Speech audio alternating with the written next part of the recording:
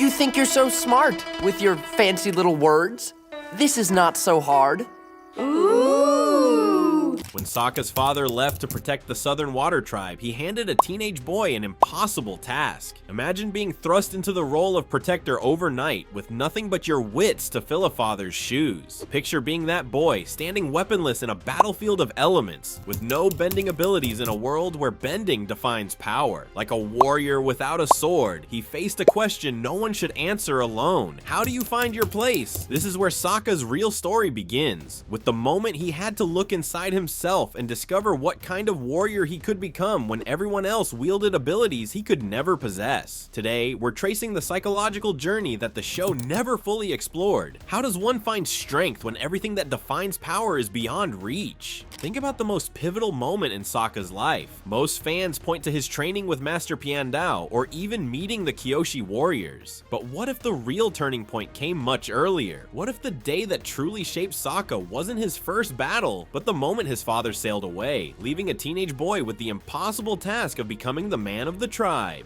When Hakoda gathered the men of the Southern Water Tribe to join the war effort, he placed an unbearable weight on Sokka's young shoulders. Imagine being that boy, barely into your teens, watching the ships disappear while your tribe turns to you as their sole protector. This emotional burden explains everything about Sokka's early behavior: his exaggerated warrior talk, his ridiculous warrior's wolf tail hairstyle, and his desperate attempts to lead. Have you ever felt compelled to overcompensate like this, to prove your worth before you even knew it yourself? Those weren't just funny character quirks, they were psychological defense mechanisms. Sokka played the role of warrior because he had no idea how to actually be one. His constant need to assert his masculinity came from a teenage boy desperately trying to convince himself he could fill his father's boots. Remember when he assigned bathroom breaks to little kids and insisted on warrior training? He was mimicking what he thought his father would do, with zero guidance himself. The psychological burden of being the man of the tribe forced Sokka to skip the normal transition from childhood to adulthood. While other teenagers were finding themselves, Sokka stood guard with his boomerang, convinced that a single moment of weakness would mean failing everyone depending on him. This explains his frustrating early trait of resisting help from others, especially girls. When Katara wanted to learn waterbending, or the Kyoshi warriors offered training, he immediately rejected them. In Sokka's mind, admitting he needed help meant admitting he wasn't fulfilling his father's expectations. It meant acknowledging he wasn't enough. But this impossible responsibility actually laid the foundation for Sokka's greatest strength. The pressure to protect others when he lacked magical abilities forced him to develop something else entirely. While benders relied on their elements, Sokka relied on his mind, creativity, and determination. The painful weight of his father's departure created both Sokka's deepest insecurity and his strongest motivation. His need to protect others became his core identity as a warrior, not because he was naturally gifted, but because he believed he had no other choice. When his father left, Sokka inherited a purpose that would define his entire journey. But there's another layer to Sokka's insecurity that goes beyond just filling his father's role. Because imagine waking up every day knowing that no matter how hard you train or how many hours you practice, you will never be able to do what comes naturally to almost everyone important in your world. How would that shape not just how others see you, but how you see yourself? In the Avatar universe, bending determines everything: your place in society, your cultural identity, even your career options. While Katara healed wounds with water and Aang summoned tornadoes, Sokka had only his boomerang and sarcasm. This created an existential crisis for him, like a painter forced to create masterpieces without colors, while everyone around him commanded the full spectrum. The psychological toll appears vividly in that scene, where Aang accidentally burns Katara. Watch Sokka standing helplessly in the background as his sister suffers. He can't heal her, can't bend water to soothe her pain, only stand there powerless. These moments accumulated throughout their journey, each one reminding him of his limitations. After the Northern Water Tribe siege, while others celebrated the Benders' victories, Sokka sat alone mourning Yue, his grief compounded by feeling inadequate throughout the entire conflict. His compensation strategies were subtle but telling. "It was my idea," he'd proclaim after suggesting a strategy, not from ego but from a desperate need to be valued when his contributions weren't as visibly impressive as moving mountains or controlling fire. His obsession with warrior symbols, the face paint, wolf-tail hairstyle, constant weapon training, served as tangible markers of worth in a world where he couldn't point to bending abilities as proof of his value.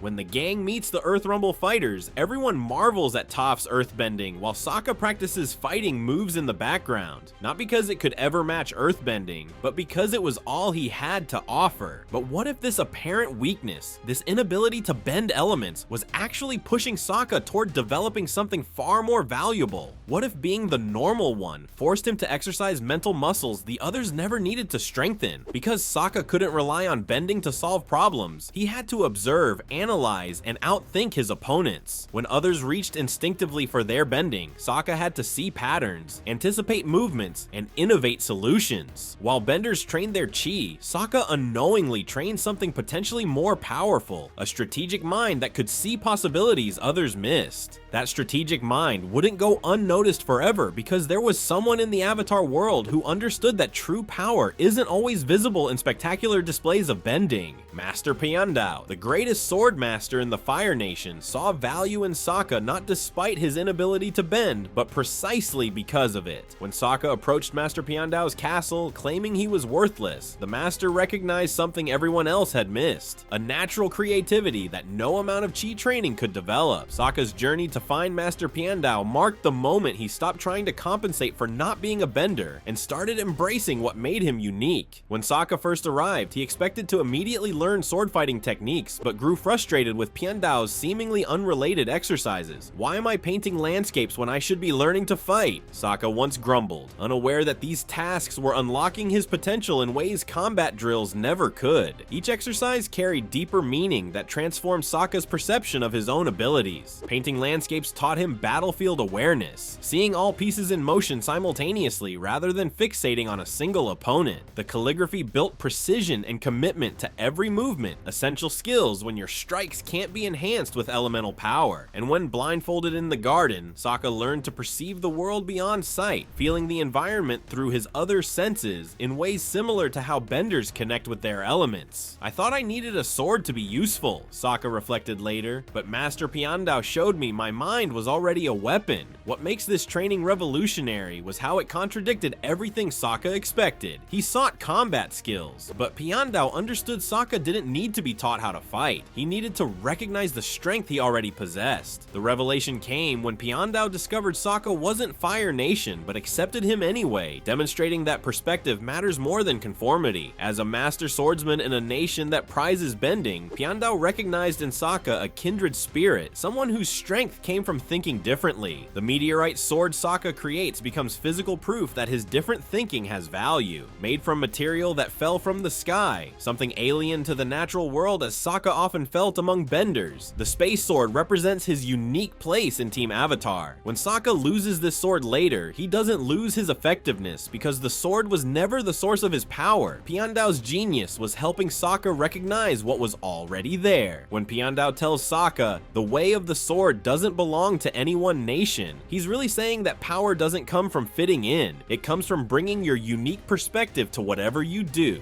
But the most important parts of Sokka's journey weren't the dramatic training montages or epic battles we all remember. They were the unseen moments where real growth happens. When Team Avatar flew across vast oceans on Appa's back, or camped beneath the stars after narrowly escaping Fire Nation troops, that's when Sokka was actually becoming the warrior and strategist we admire. The show couldn't possibly capture all those quiet nights when everyone else was asleep and Sokka sat alone by the campfire, running his thumb along his boomerang's edge, or practicing the same throw 100 times until his arm ached. If you look closely at episodes throughout the series, you'll notice subtle changes in Sokka's behaviors that hint at his continuous self-improvement. These changes mark the passage of time like rings in a tree, each one invisible as it forms, but creating a visible pattern of growth. By season 3, Sokka carries an entire collection of maps, battle plans, and astronomy charts that he carefully rolls and stores in his bag.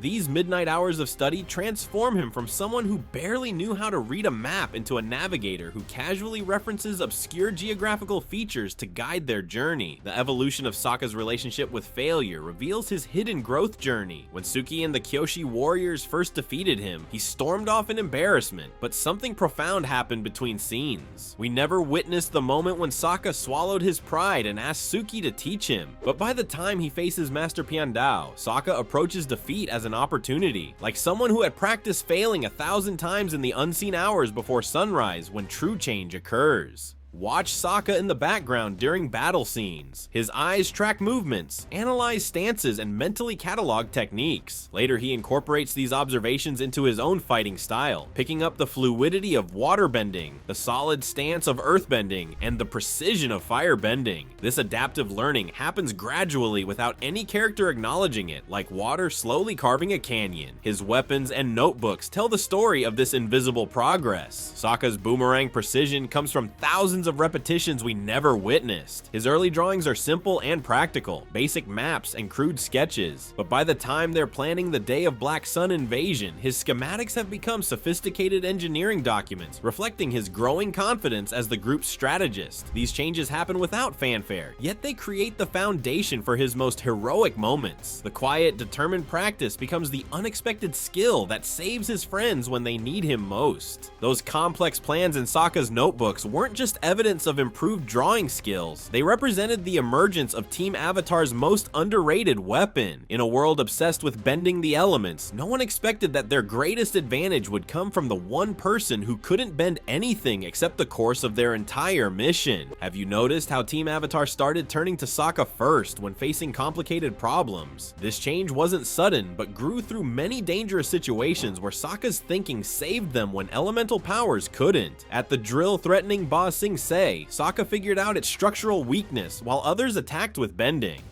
"Hey, look at that! Brains over bending," he said, one of the last times he needed to announce his contributions out loud. But before Sokka became their trusted strategist, he struggled with feeling useful. Remember how desperately he tried to prove himself in early episodes? His journey from insecure teenager to confident leader contains a turning point that changed everything for Team Avatar's success. A transformation we'll explore that ultimately redefined their entire approach to confronting the Fire Nation. By Book 3, Sokka coordinates the massive Day of Black Sun invasion with dozens of warriors from multiple nations. No one questions his authority anymore because they've seen his mind work in ways theirs don't. When facing Fire Nation airships during Sozin's Comet, Sokka immediately creates the Airship Slice plan, and everyone trusts his judgment without hesitation. This transformation goes deeper than battlefield tactics. The boy who once overcompensated with boastful warrior talk becomes a young man comfortable in his distinct role. At the Boiling Rock prison, instead of fighting his way out, he observes routines, finds allies, and creates an escape plan the prison designers never anticipated. Sokka's strategic mind adapts to any challenge, detecting ambushes, solving spirit library puzzles, or coordinating strengths in battle. He stops measuring himself against benders and embraces his unique contribution. His humor evolves from defensive self-deprecation to confident wit as he no longer needs to mask insecurity. Perhaps the most profound evidence comes during their final battle when Toph